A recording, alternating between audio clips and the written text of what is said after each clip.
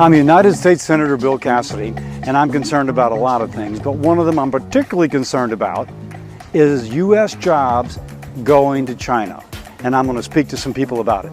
What is our greatest geopolitical threat right now in the world? Oh, definitely Communist China. I definitely see China. Definitely Communist China. And they've been strengthening their economy at the expense of the United States. One way they do that is that they don't enforce environmental regulations. We spend billions of dollars to make sure that our air pollution is controlled. We've decreased our emissions, but while we've done so, China has doubled theirs.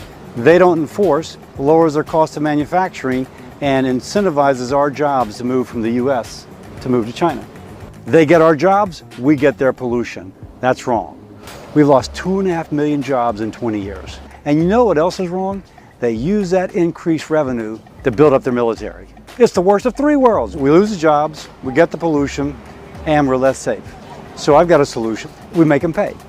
It's called a foreign pollution fee. Equal that playing field. Bring those jobs back and give them less money to build up their military. It's a little bit of a drag on their economy, so they don't have as much money to spend for the military. If they're polluting, let's just put a little bit of a fee equal to the amount of money they're not spending to control that pollution. Now, ideally, they would clean up their act. They will be incentivized to decrease their pollution. Makes it more likely that our jobs stay here and maybe the jobs move back, because no longer can you make it cheaper because you're not enforcing environmental regulations. What do you think about that? That sounds like wise policy. Yeah, sounds good. It's kind of a win-win-win instead of a lose-lose-lose. This is wonderful. I don't know one person that wants more jobs going to China. I think it's good.